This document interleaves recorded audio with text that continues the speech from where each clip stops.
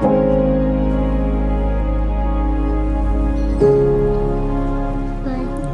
does it hurt? No, I didn't feel it like that. Okay.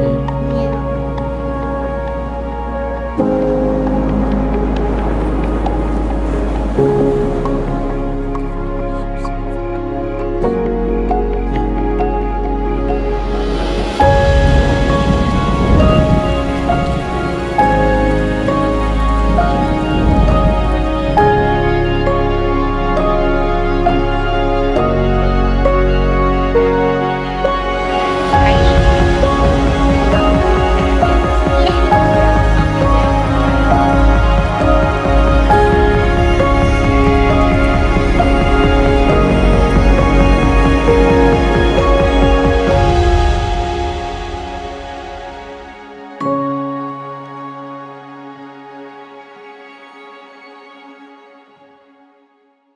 Welcome to episode 3 of Solid Ground. This week, we're finally getting into the meat of the 10 Commandments. We're taking a look at the first commandment, which says, "Thou shalt have no other gods."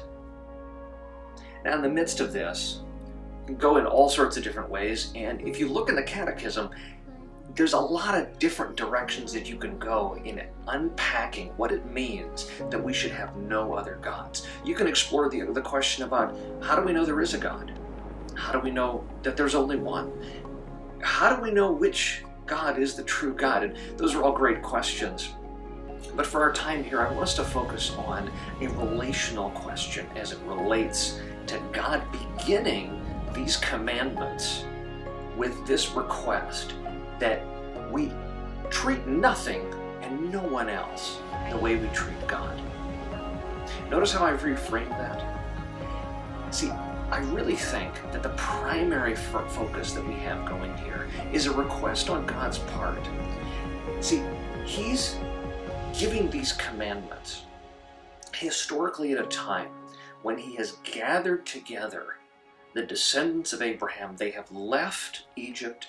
They're on their way to the promised land. He's in the process of taking a large, oversized extended family, and I'm seriously an oversized extended family. It's a family reunion of epic proportions. But they're still figuring out who they are as a nation. Who are they in comparison to the other nations and other tribes in the area? They're still working that out. And God is fashioning in and shaping in them an understanding of who they are. And He begins with this command, that there be no other God, that nothing would be more important to them as a nation and them as individuals than their relationship with God. That everything that flows out in the rest of the commandments begin with this concept, that we place God first.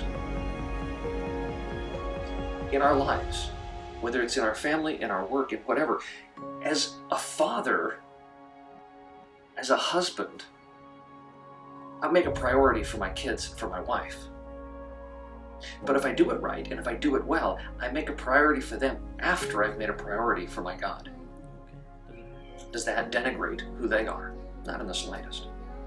In fact, it's the proper structure that if I put God first, I then have a better chance and ability to put them next in line. That way, I am able to give back to God all the thanks and blessings that He's owed, and in so doing, I'm empowered through God to give my best to my wife and to my boys.